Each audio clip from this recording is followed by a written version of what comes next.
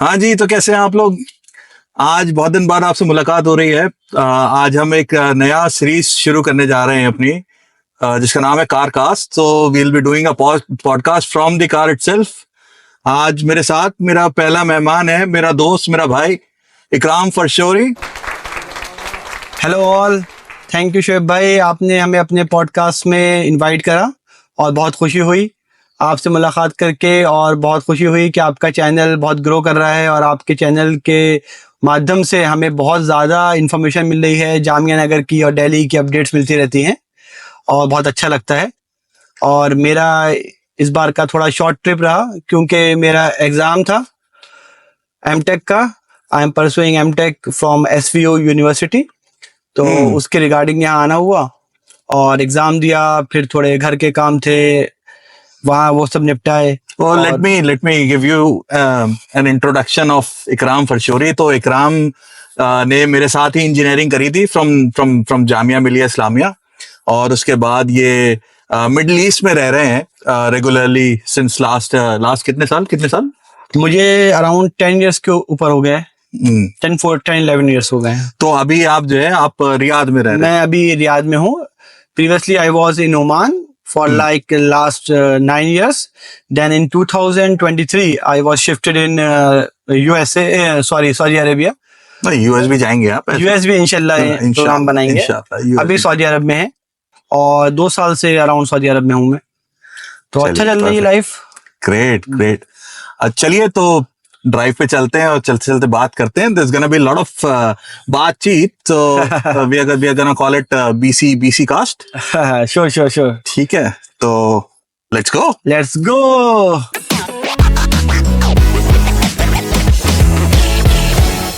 तो गाइज मैं आपको बताता हूँ, इकराम भाई was very popular within our group and in engineering department for its stories. तो बहुत अच्छे स्टोरी टेलर हैं। कई सारे किस्से इन्होंने मुझे back of the before we started the recording इन्होंने मुझे काफी सारे किस्से बताए।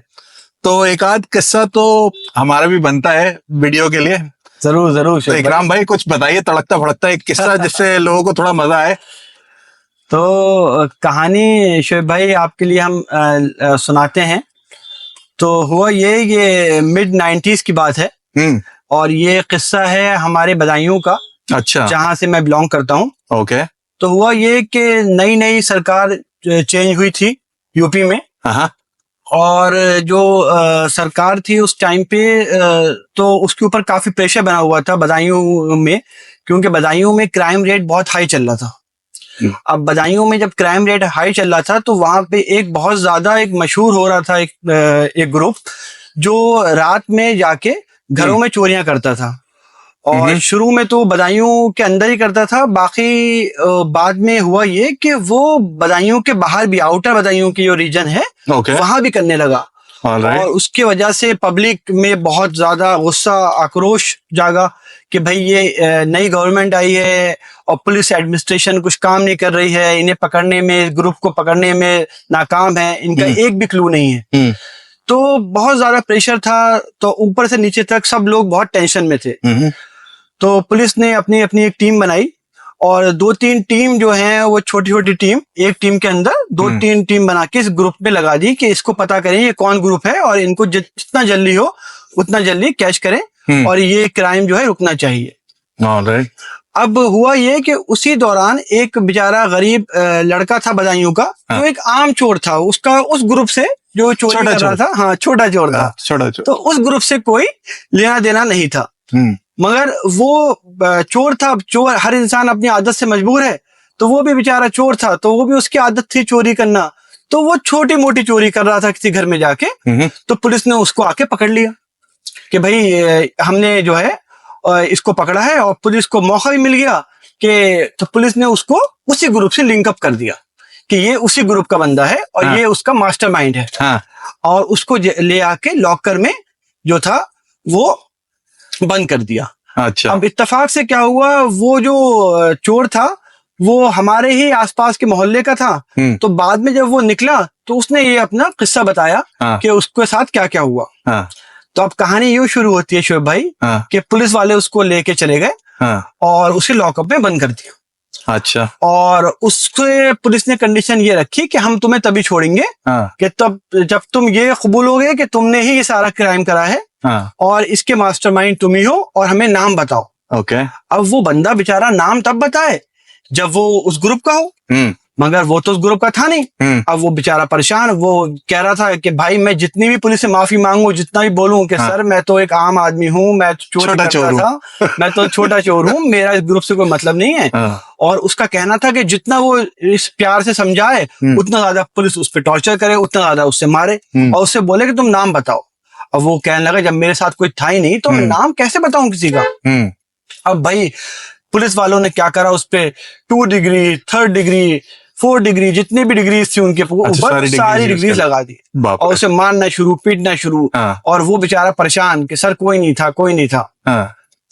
अब भाई ये सिलसिला 4-5 दिन तक उसके साथ चलता रहा। अच्छा। अब वो परेशान। एक दिन जब सरकार ने कहा, जब मीडिया तक ये बात पहुंच गई कि भाई ग्रुप के जो मेन हेड है उसको पकड़ लिया है, मास्टरमाइंड को पकड़ लिया है, तो आप लोग उसी ग्रुप के मेंबर तक क्यों नहीं पहुंच रहे हैं? तो पुलिस ने उसको और मारना शुरू कर दिया कि भाई अब तू नाम बता। अब भाई वो परेशान, क्या करूं? तो उसने बताया कि भाई जो पुलिस वाले थे 3-4 तो सीनियर मेंबर थे और उसमें एक हवलदार था, बिल्कुल ही खत्म सा, पतला दुबला, छोटी सी हाइट, उससे उसकी पैंट नहीं संभाली जा रही थी, इतना पतला आदमी था। तो जब ये मुझे मार रहे थे तो इन्होंने क्या करा, मारते मारते उस पुलिस वाले का जो हवलदार था, छोट पतला सा, उसने कहा कि सर मेरे पास एक आइडिया है और वो ऐसा आइडिया है, ये वो अगर आपने ये इम्प्लीमेंट कर दिया तो ये तोते की तरह बोलने लगेगा। अच्छा। वही खूब बोलेगा। अच्छा। बोला सब सन्नाटे में आ गए, मैं भी सन्नाटे में आ गया, साला ये क्या लाया नई फिल्म। तो उसने कहा कि सर एक काम ये करें, आप मुझे बस 5 मिनट दें और मैं 5 मिनट में आया और ये 5 मिनट के बाद सब खूब बोल लेगा। अब भाई बोला मेरे पसीने पसीने, मैं जो है वो दुआएं पढ़ना शुरू कर दी। मैंने साला ये क्या ला रहा है मेरे लिए, और देखा 5 मिनट के बाद वो भागता हुआ गया बाहर और 5 मिनट के बाद वो वापस आया है और उसके हाथ में एक बोरी, और बोरी लेके वो लॉकअप के अंदर आ गया। तो उससे सीनियर्स ने पूछा भाई ये बोरी किस चीज की है? तो उसने कहा सर ये बराबर में जो किराने की शॉप है उसके पास लाल मिर्च आती है सबसे तीखी वाली। अच्छा। ये उसकी है, मैंने सारी लाल मिर्च खाली करवा दी है। आप एक काम करें, इसके कपड़े उतार दें और इसको जो है इस बोरी के अंदर डाल दें और बोरी बंद कर दें और देखिए 5 मिनट के अंदर कैसे बोलेगा। अच्छा। अब भाई मैं मना कर रहा हूँ, वो कह रहा मैं मना कर रहा हूँ, रो रहा हूँ कि सर मैं नहीं हूँ, मैं नहीं हूँ। मगर सालों ने मेरी एक बात नहीं सुनी और मुझे मेरे कपड़े उतारे और भाई साहब मुझे जो है उस बोरी के अंदर बंद कर दिया। अब उस बोरी के अंदर बंद कर दे, बोला मेरी बॉडी के हर पार्ट में जो मिर्ची लगी हैं और मैं जो हूँ वो तिल मिला गया। अरे बचाओ बचाओ सर, माफ कर दो, मेरा दिमाग में जो है वो मिर्ची चढ़ गई। वो बोला और उसने कहा कि भाई साहब मैं बता रहा हूँ कौन है कौन है, निकाल लो, छोड़ दो। अब बोला कि भाई अब मेरे पास लास्ट ऑप्शन था कि मुझे किसी ना किसी का नाम लेना था, है ना। तो मैंने सोचा कि जब मैं जा ही रहा हूँ, जब मैं कुएं में गिर रहा हूँ तो 2-4 को लेके गिरूं।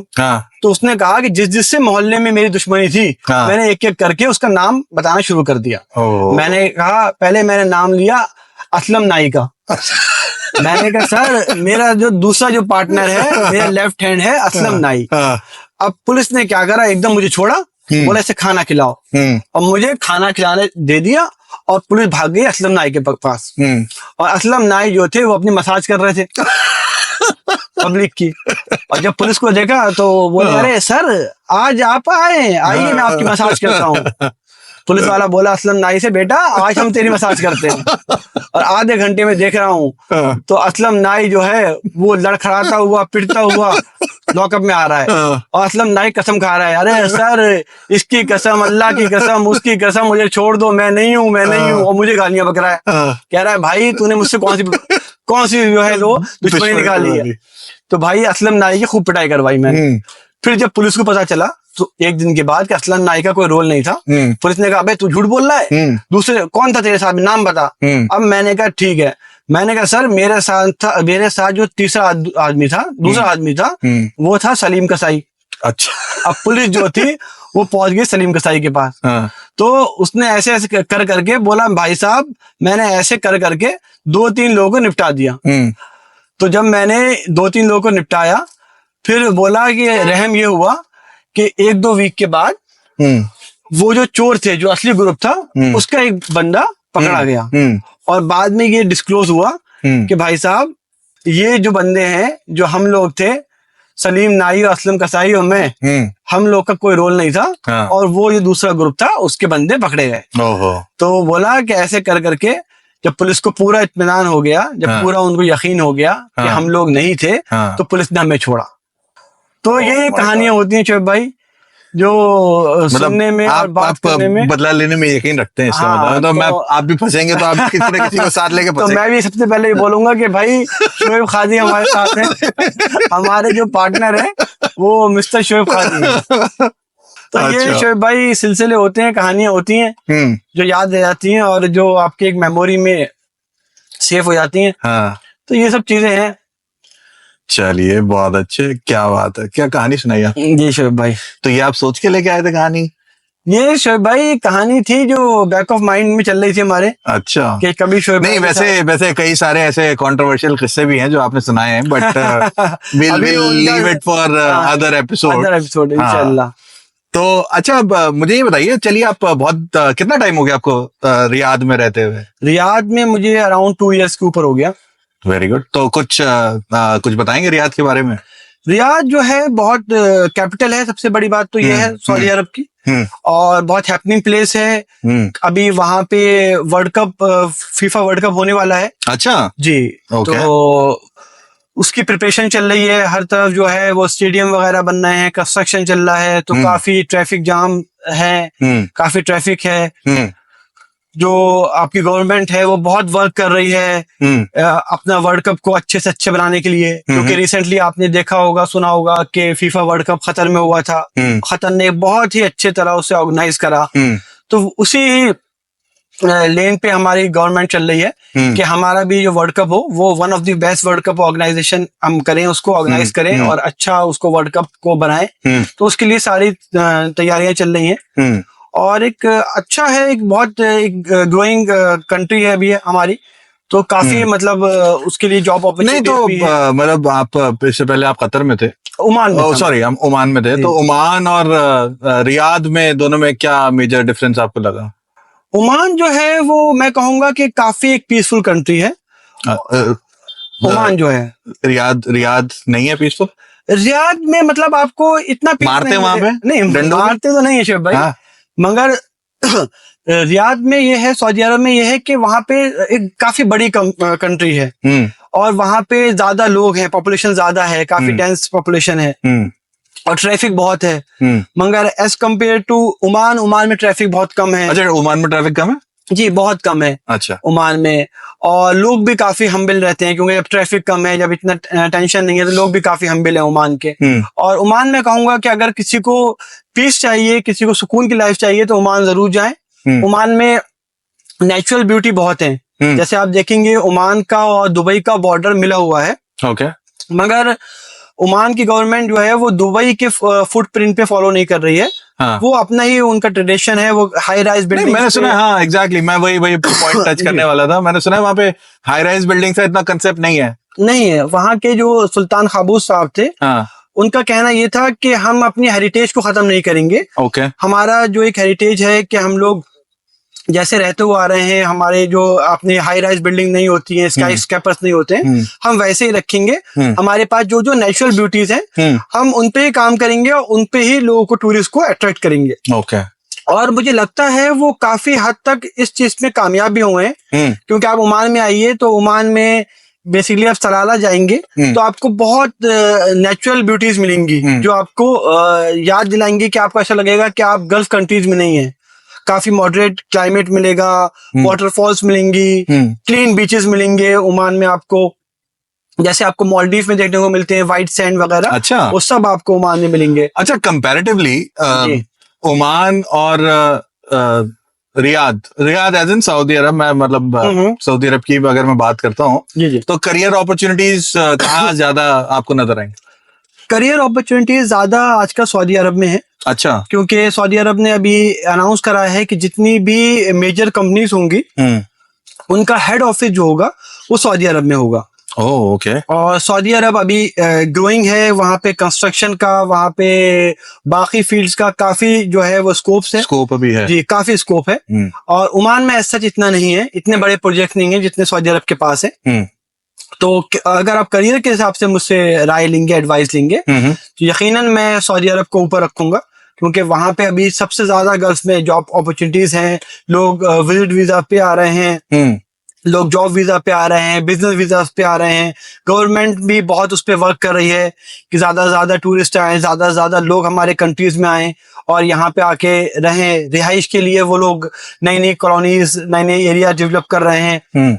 बिजनेस के लिए वो जो है वो काफी अपॉर्चुनिटीज ला रहे हैं कि बिजनेस करने जो आए तो वो इजीली अपना बिजनेस लाइसेंस हुआ या बिजनेस कोई भी business ease of doing business जो हम यहाँ इंडिया में बोलते हैं वहां ज्यादा नजर आता है, वहां ज्यादा नजर आता है इजीली।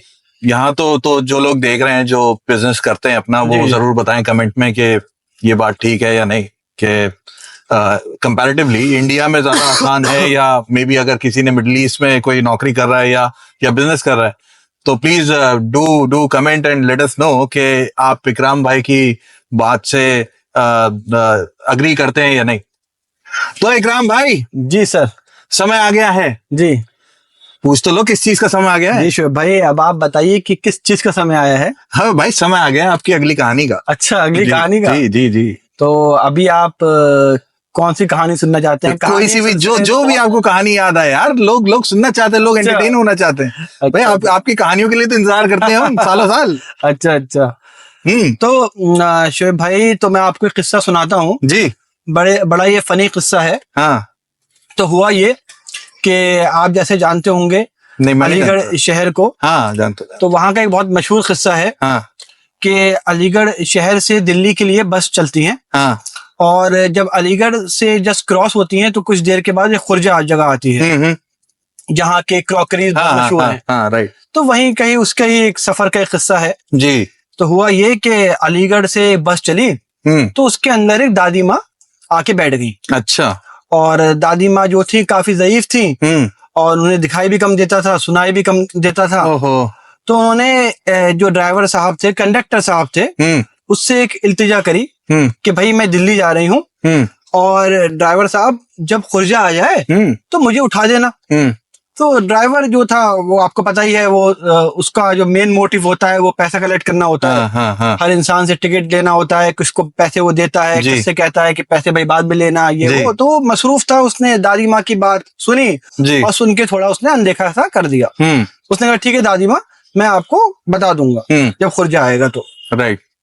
अब ये हुआ और बस का सफर शुरू हो गया और दादी माँ जो थी वो बस में बैठे बैठे सो गई। सो भी गई दादी माँ। अच्छा। अब बस चलती रही और बस खुर्जे पे रुकी। हाँ। ड्राइवर साहब जो थे, कंडक्टर साहब और ड्राइवर साहब, ये बात भूल गए दादी माँ को उठाना है। अच्छा। वो और बस जो थी वो खुर्जा भी क्रॉस कर गई और खुर्जा क्रॉस करे हुए आधा घंटा भी हो गया। अरे यार। अब यहाँ पे दादी माँ की आंख खुली। हाँ।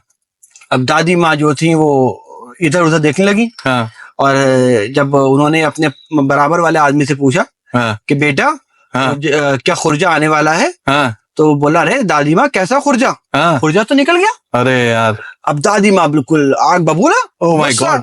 और जो उन्हें बुरी सी बुरी बद्दुआएं थी, बुरी सी बुरी बातें थी, वो कंडक्टर को बोलना शुरू कर दी। अरे कंडक्टर, तूने मुझे उठाया नहीं और तूने मेरा खुर्जा निकलवा दिया और तूने ये कर दिया और तेरा कुनबा ऐसा हो, तेरा वो ऐसा हो। और हंगामा हो गया बस के अंदर, एक अफरा तफरी का माहौल हो गया बस के अंदर। और भाई वहां लोग खड़े हो गए, बात करने लगे, भाई दादी माँ क्या हुआ क्या हुआ? तो दादी माँ ने भाई सबको बताना शुरू कर दिया कि भाई ऐसा ऐसा मैंने बोला था कंडक्टर साहब से, जब खुर्जा आए तो मुझे उठा देना। और कंडक्टर साहब ने मुझे उठाया नहीं और खुर्जा निकल गया। अब जो था वो कंडक्टर साहब से पूछा गया कि भाई कंडक्टर, तुमसे बोला था क्या दादी माँ ने? तो कंडक्टर बोले हाँ यार दादी माँ ने बोला तो था, मगर मैं भी अपने काम में था तो मैं भी भूल गया।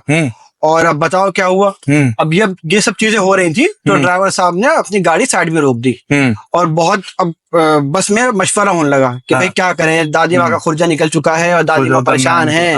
अच्छा, बस चली थी शाम को हाँ और रात में उसको अपना सफर दिल्ली का तय करना था। अच्छा तो अब मगरिब के बाद ईशा का टाइम था। हाँ अब लोगों ने भी फिर डिसाइड करा कि भाई दादी माँ बुजुर्ग हैं, ज़ईफ हैं और इनको खुर्जा उठाना था, इनको खुर्जा उठाया नहीं। तो ऐसा करते हैं, हम लेट तो हो ही गए हैं और बस मुड़वा लेते हैं, बस मुड़वा अच्छा, के खुर्जे के और लिए। खुर्जा पहुंच जाते हैं। अब भाई तय ये हुआ, कंडक्टर भी शर्मिंदा, ड्राइवर भी शर्मिंदा कि गलती उनकी थी। तो उन्होंने बस मोड़ ली और मोड़ने के बाद आधे घंटे बाद उन्होंने खुर्जा पे बस रोक दी कि दादी माँ, सब खुश हो गए कि भाई दादी माँ का खुर्जा आ गया, दादी माँ खुश है। अब कहा, अब कंडक्टर बोला कि दादी माँ, अरे खुर्जा आ गया आपका, अब तो खुश हो? दादी माँ बोली बेटा हाँ अब मैं खुश हूँ। अब दादी माँ ने अपनी पोटली जो थी वो खोली, पोटली खोली और पूरा देखने लगी इधर उधर। अब सबकी निगाहें दादी माँ के ऊपर, दादी माँ अब ये क्या कर रही हैं? और दादी माँ ने एक जो थी वो छोटी सी शीशी निकाली। अच्छा। और कहा पानी दो पानी दो। अब लोग परेशान है, दादी माँ को फंदा लग गया, दादी माँ को पानी चाहिए। किसी ने अपने बॉटल वाटर निकाल के दादी माँ को पास करी कि दादी माँ ये लो पानी। अब दादी माँ ने उस जो अपनी एक शीशी थी उसमें से 2 गोलियां निकाली और मुंह में डाली और पानी पी लिया और फिर अपनी पोटली बंद कर दी और बोली चलो दिल्ली। क्यों भाई? बोली कि दादी माँ, अरे आपने कहा था कि खुर्जा आए तो उठा देना, हमने आपकी वजह से बस मुड़वाई, आधा घंटा लेट हो गए, आधा घंटे लेट हो गए, अब आप कह रही हो कि चलो दिल्ली। हाँ भाई क्यों चलो? तो दादी माँ ने ये बोला, अरे बेटा बात ये थी कि मैं बस पे चढ़ने से पहले हकीम के पास गई थी। अच्छा। तो हकीम जी ने मुझे दवा दी थी कि दवा खा लेना। तो मैंने कहा हकीम जी दवा मैं कब खाऊं? तो क्योंकि आधे घंटे बाद मैं दिल्ली निकल रही हूँ। तो हकीम जी ने मुझसे कहा कि आप आधे घंटे बाद दिल्ली निकल रही हैं, जब खुर्जा आने वाला हो तभी दवा खा लेना। तो मैं तो ये वेट कर रही थी कि खुर्जा आए तो मैं दवा खाऊं। तो ये कहानी सुन के सबने अपना सर पकड़ लिया। तो दादी माँ को छोड़ा नहीं, छोड़ा दिल्ली वही छोड़ देते। अब दादी माँ थी, बुजुर्ग थी, ज़ईफ थी, कुछ लोग हंस रहे थे, कुछ गुस्सा हो रहे थे। कंडक्टर बेचारा सर पकड़ के बैठ गया। तो ये एक बड़ा मशहूर किस्सा हो गया। तो जो अलीगढ़ के पुराने लोग हैं वो ये किस्सा जानते हैं। तो मैंने भी किसी अलीगढ़ियन से ये किस्सा सुना था। तो ये सब कहानियां होती हैं शुभ भाई, जो नहीं यार, दादी माँ ने प्याज काट दिया। ये गलत किया है। ये दादी ने गलत किया है, ऐसे नहीं करना चाहिए था। प्याज काट दी, मगर ये बहुत मशहूर किस्सा रहा और बहुत फनी वे में सब कुछ सुनाया जाता है। तो ये शुभ भाई ये कहानियां हैं। अच्छा, अब ये बताइए मुझे, आप क्रिकेट वगैरह कुछ देखते हैं? अरे शोएब भाई फॉलो करते हैं क्रिकेट? हाँ करते तो हैं आप, फॉलो करते हैं अल्हम्दुलिल्लाह। मगर अब ये है कि अब आपने देखा होगा कि क्रिकेट बहुत इंतहाई ज्यादा हो गया है। हाँ कुछ ओवरडोज हो गया, ओवरडोज हो गया है। हाँ मैं भी सोच रहा था, मतलब यार आईपीएल खत्म होता है, कोई नई चैंपियनशिप शुरू हो जाती है और अब शोएब भाई इतनी मसरूफियात हो गई हैं कि क्रिकेट को उस तरह से फॉलो करना जो हम पहले करते थे वो नहीं हो पाता है। और क्रिकेट भी इतना ज्यादा इंतहाई ज्यादा हो गया है कि उसका अब चार्म खत्म होते जा रहा है। अब ज्यादातर लीग्स आ गई हैं। अब आप देखेंगे रिसेंटली अभी काफी क्रिकेटर्स हैं जिन्होंने अर्ली इंडिया लेट 20s उन्होंने रिटायरमेंट ले लिया है। वो लोग लीग अपनी कंट्री के ऊपर लीग को प्रिफर कर रहे हैं, वो लोग लीग खेल रहे हैं। राइट। तो अब तो यार इससे एक पॉइंट ये भी है, इससे एक दूसरे की कमजोरियां भी तो पता चल जाती है ना टीम की। हाँ, कमजोरियां पता चलती हैं, एक दूसरे का लूप होल्स पता चल जाते हैं कि कहाँ की पिच कैसी है, कहाँ के प्लेयर्स कैसे अच्छा खेलते हैं। तो ये चलो क्रिकेट पे मैं आपको एक किस्सा सुनाता हूँ। जी शोएब भाई सुनाइए। एक दफे दो दोस्त होते हैं, तो वो उन दोनों में डिस्कशन होता है कि भाई जब हम मरेंगे तो मरने के बाद जो है कोई जिंदगी होती है नहीं होती, अच्छा। जन्नत दोज़ख कुछ होती है, और जन्नत होती है तो क्या वहां पे कोई क्रिकेट वगैरह कुछ खेला जाता है, नहीं खेला जाता। तो दोनों में पैक्ट होता है, दोनों में एक वादा करते हैं एक दूसरे से कि भाई हम दोनों में से जो भी पहले मर जाएगा तो वो दूसरे को बताएगा इस चीज के बारे में। अच्छा। ठीक है। तो बाय चांस एक दोस्त की मौत हो जाती है। अरे तो कुछ दिन बाद वो अपने दोस्त के ख्वाब में आता है। अच्छा। हाँ, तो दोस्त को जगाता है, उससे बोलता है कि मैं जो है मेरे पास तुम्हारे लिए 2 खबरें हैं। एक जो है एक खुशखबरी है। अच्छा। हाँ, और एक बुरी खबर है। हाँ। तो कहता अच्छा, तो कह रहा कि खुशखबरी सुना यार। तो कहता कि खुशखबरी यार ये है कि कि जो है इसके मौत के बाद जो है जन्नत होती है। अच्छा। हाँ, जन्नत होती है और जन्नत में क्रिकेट भी होता है। अच्छा। हाँ, हाँ। और जो है हमारा जो है ना एक टूर्नामेंट भी चल रहा है वहां पे अभी। अच्छा। हाँ, तो कहता अच्छा कहता बुरी खबर सुना। क्या बुरी खबर यह है कि जो अगला मैच है ना हमारा परसों, उसमें तू ओपन बॉलिंग करने वाला है। अच्छा। चलो इकराम भाई, जी भाई। अब आपने मेरे कुछ एपिसोड्स देखे होंगे। जी जी शोएब भाई। मैं कुछ हॉरर स्टोरीज भी सुनाता हूँ। जी जी जी। तो आपके पास कोई हॉरर स्टोरी है हमारे लिसनर्स को सुनाने के लिए? हॉरर स्टोरी तो शोएब भाई नहीं है हमारे पास। हॉरर स्टोरी के तो बाशिंदे आप हैं। आप सुनाते हैं अच्छी जी। आपको सुनाइए अपने किस्से कहानियां। किस्से कहानियां तो नहीं, बट हाँ मैं एक छोटा सा इंसिडेंट मैं बता देता हूँ। जरूर जरूर सुनाइए। तो कुछ आई गेस ये बात है 2013 या 2014 की, आई एम नॉट श्योर। मेरी सिस्टर की शादी हुई थी उस टाइम। अच्छा। और सारे फैमिली वाले आए हुए थे। तो आप जानते हो मैं गफा मंजिल रहता हूँ। जी जी जी। तो बहुत सारे जानने वाले आए हुए थे, मेरे कजिन्स वगैरह भी आए हुए थे। तो हम लोगों ने रात में बहुत लेट तक, जैसे होता है शादियों में कि भाई प्रोग्राम हो रहे हैं, कुछ हो रहे हैं। तो मैं अपने एक कजिन के साथ जो है रात में लेट नाइट खाना वाना खाने के बाद चलो भाई मटर गश्ती के लिए निकलते हैं रात में बाहर। तो आपने नूर नगर का और गफा मंजिल के बीच का वो कच्चा वाला रास्ता देखा होगा, है ना? तो हम लोग तकरीबन रात में 1 या 1:30 बजे वहां पहुंचे। तो मतलब गुप अंधेरा था, कोई मतलब उस टाइम तो कौन ही होता है, कुत्ते उत्ते भाग रहे होते हैं, कुत्तों के साथ हम भाग रहे थे। तो वहां हमने देखा कि एक पेड़ के नीचे मोमबत्तियां कुछ जल रही हैं। अच्छा। और हाँ मतलब ऐसे सर्कल बना रखा है मोमबत्तियों का, और दिए वगैरह जल रहे हैं। वहां सिंदूर इंदूर पड़ा हुआ है, पता नहीं क्या, ऑल दैट जैज। तो इतनी सारी चीजें पड़ी हैं। बीच में एक औरत बैठी हुई है उसके। अच्छा। और औरत बैठी हुई कुछ बुदबुदा रही है, कुछ बोल रही है, कुछ पढ़ रही है, और अपना सर जोर जोर से घुमाए चली जा रही है। अच्छा। हाँ।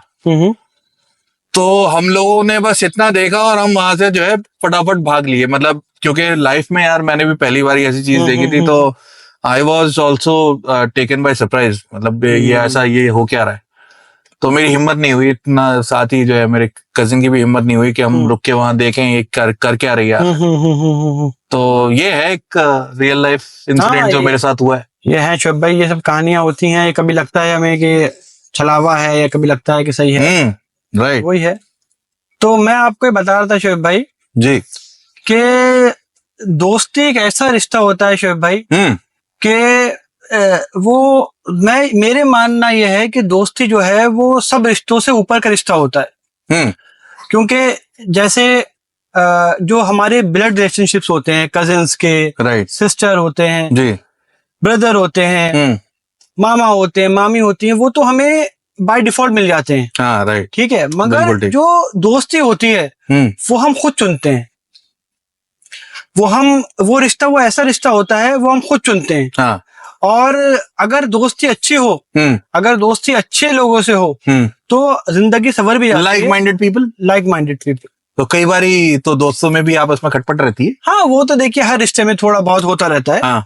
मगर दोस्त अगर आपके अच्छे हों तो आपको बुरा नहीं मानते एक दूसरे। हाँ, बुरा नहीं मानते। अब ये जैसे हम कॉलेज में थे, हाँ, हमारी दोस्तियां, तो हमें कितना टाइम हो गया साथ में? हमें तो हम स्कूल में भी साथ थे, देन कॉलेज में साथ थे जी, कॉलेज के बाद से अभी तक साथ है, अल्हम्दुलिल्लाह साथ में है।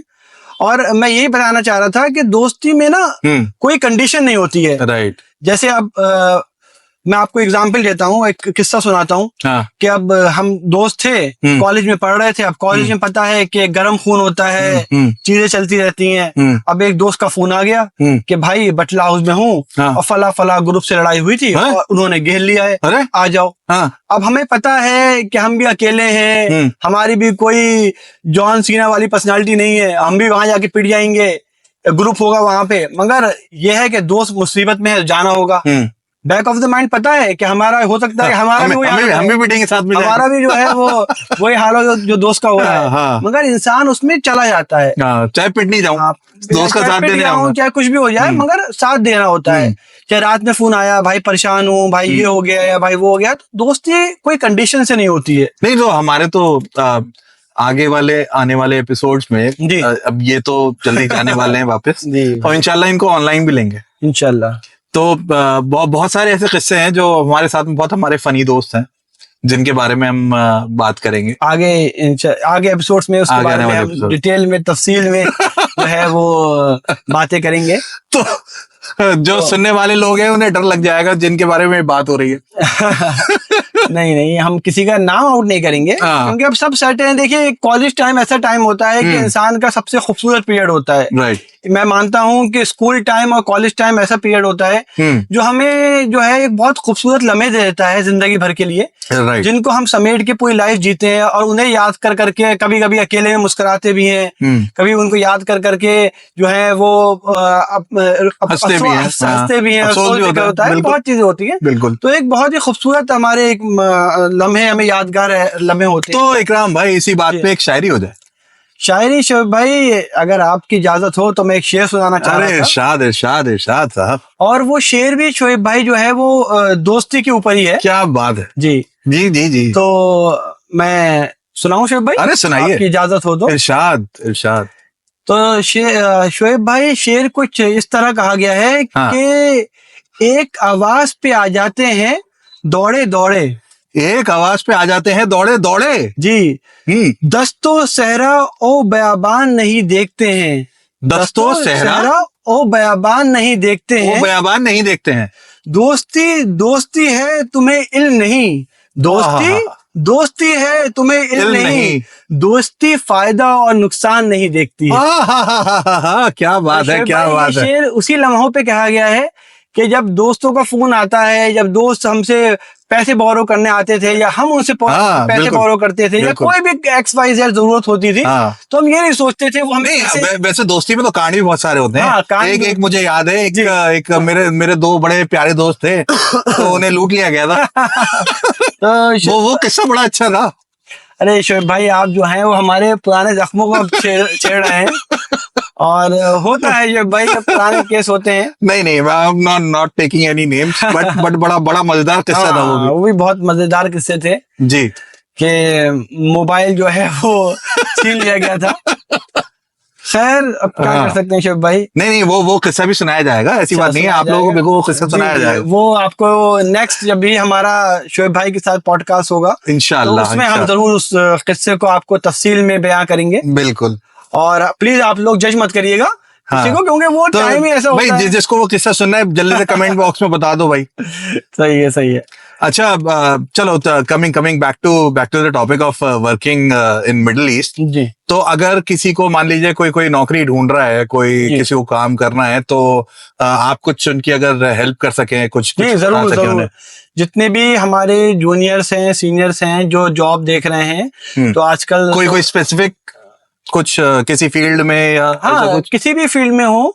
देखिए, सबसे पहले तो मैं आपको ये एडवाइस दूंगा कि आप आजकल बहुत सोशल मीडिया का जमाना है, तो बहुत जॉब्स की वेबसाइट्स हैं, आप वहां जाके अप्लाई कर सकते हैं। बाकी हमने अपना ये, आपको पता ही हम लोग जामिया से बिलोंग करते हैं, तो हमने एक जामिया वालों के लिए स्पेशल ग्रुप बना रखा है। जो लोग भी अपने गल्फ में हैं वो मुझसे कांटेक्ट कर सकते हैं। तो हमारे पास जॉब्स आती रहती हैं, लोकल जॉब रियाद की या फिर UAE की। I'll put his contact details in the description. जी, तो आप लोग हमसे जो है वो राब्ता कर सकते हैं। तो वहाँ भी हमारे पास ग्रुप्स में, व्हाट्सएप ग्रुप्स हैं, वहाँ पे जॉब्स आती रहती हैं, तो वहाँ पे हम शेयर करते रहते हैं। और बाकी अगर जॉब्स आएंगी तो मैं इन फ्यूचर भी सबके साथ शेयर करते रहूंगा, जो भी हमारे ग्रुप्स हैं। और मैं ये कहूंगा कि आप लोग एक बार, जो भी इंडिया में हैं और जो भी चाह रहे हैं कि गल्फ में आके जॉब करने के लिए, तो एक बार विजिट वीजा पे जरूर आए। कुछ टाइम है, कुछ थोड़ी मेहनत लगेगी, क्योंकि आजकल एक गवर्नमेंट ने भी और कंपनीज में ने भी ये प्रिफर करना शुरू करा है कि जो लोग लोकली अवेलेबल हैं गल्फ में, उनको ज्यादा प्रेफरेंस दे रहे हैं। इर्रेस्पेक्ट ऑफ द वीजा। या वीजा तो है ही, वीजा तो आपको लेना ही पड़ेगा। मतलब अगर विजिट वीजा पे आता है तो क्या वो अप्लाई कर सकता है जॉब के लिए? हाँ, आप कर सकते हैं। आप जा सकते हैं कंपनीज पे, आप बता सकते हैं कि right now I am in visit visa, I am working here and there and I can join your company as soon as possible. आप ऐसा आके भी कर सकते हैं। आप आजाद वीजा लेके भी आ सकते हैं, और आप इंडिया बैठे बैठे भी ऑनलाइन भी कर सकते हैं। और बाकी हम लोग भी हैं जो एलुमनाइज हैं जामिया के, उन्होंने भी अपना ग्रुप बना रखा है। जैसे हमारा रियाद चैप्टर्स है, वहाँ हमारा ग्रुप है, वहाँ पे हम लोग जॉब डालते रहते हैं, अपलोड होती रहती हैं, तो वहाँ भी आप लोग उसके थ्रू भी हम लोग आपकी हेल्प कर सकते हैं। तो ये है शोएब भाई। वेरी गुड, बहुत बहुत बहुत नेक काम है। अच्छा, एक मेरा ये भी पॉइंट है, आजकल के मतलब जो अभी जो जनरेशन है, they should also work on their communication skills. वो बड़ा इंपॉर्टेंट है, क्योंकि मेरे पास भी कई लोगों के सीवीज आते हैं, कई लोग अप्रोच करते हैं जॉब के लिए कि भाई मेरा सीवी इधर पहुंचा दें या मेरी जॉब के लिए बात कर लें।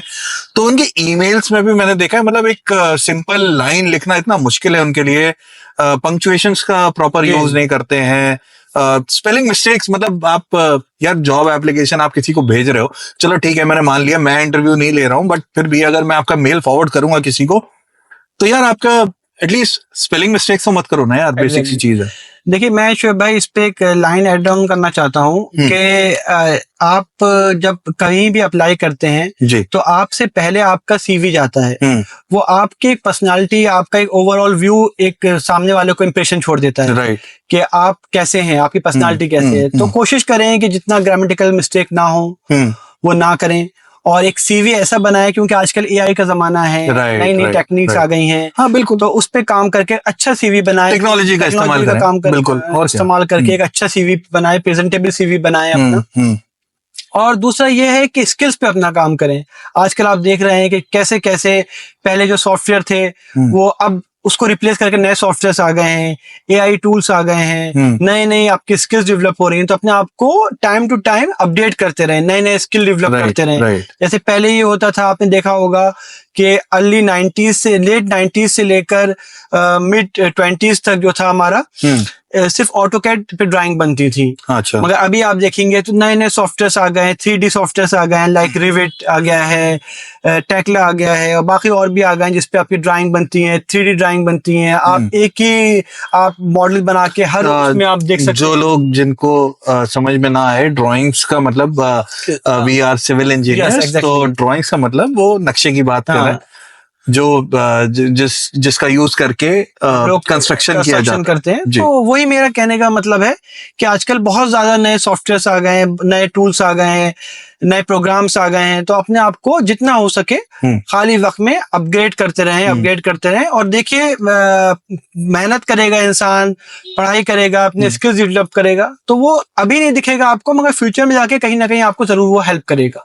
आपके प्रमोशंस के लिए, आपकी जॉब चेंज के लिए, आपके इंक्रीमेंट के लिए वो लोग बहुत जरूरी है। Very well said, very well said, क्या बात है। उसके लिए वो सब चीजें करते हैं। तो इकराम भाई, should we wrap it up for now? Yes Shoaib भाई, बहुत बहुत शुक्रिया, तहे दिल से आपका शुक्रिया अदा करता हूँ। थैंक यू सो मच, हमें अपना कीमती टाइम दिया। और नहीं भाई, थैंक यू इकराम भाई, आपने अपना टाइम दिया। मुझे पता है आप अपनी पैकिंग वगैरह में मशरूफ है, क्योंकि आपको कल निकलना है वापस। जी। तो मैं तो भैया बहुत बहुत आपको शुक्रिया अदा करूंगा कि आपने अग्री किया कि भाई मेरे साथ इस कारकास्ट के पहले एपिसोड में आप आए। और मुझे भी बहुत खुशी है कि मैं जो हूँ वो ओपनिंग बैट्समैन आपके इस पॉडकास्ट का। और बहुत अच्छा लगा आप सबसे बात करके। और ऐसे ही शोएब भाई बहुत अच्छा काम कर रहे हैं, थैंक यू। बहुत सोसाइटी के लिए अच्छा काम कर रहे हैं, हमारे एंटरटेनमेंट के लिए बहुत अच्छा काम कर रहे हैं।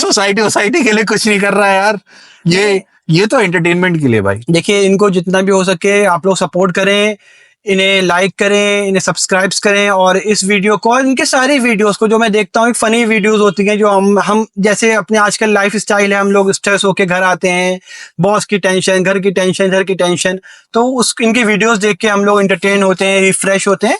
तो आप लोग उसको जरूर देखें और फॉलो करें, सब्सक्राइब करें, और ऐसे ही अपने दुआएं देते रहें। और मिलते हैं इंशाल्लाह नई वीडियोस में जल्दी शोएब भाई के साथ, जब भी हमें इनवाइट करेंगे। तो थैंक यू सो मच, आपने तो सब कुछ बोल दिया। अब भाई लोग सब्सक्राइब करिए, लाइक कीजिए, आपको ये पसंद आया एपिसोड तो जरूर लाइक कीजिए इस एपिसोड को, और कमेंट्स में जरूर बताइए। अगर और कोई भी आना चाहता है तो we are, it's an open platform. अगर और भी कोई आना चाहता है अपनी स्टोरी बताने के लिए, अपने बारे में बताने के लिए, तो do comment, do share, send out a comment in the comment box, और बताइए प्लीज आप अगर हमें ज्वाइन करना चाह रहे हैं, we will definitely invite you on the show. Exactly. ठीक है फिर, तो let's wrap it up. Yes भाई, sure. Give a thumbs up, give a like, share and subscribe. Thank you. Shab Thank you. बखैर। Bye bye.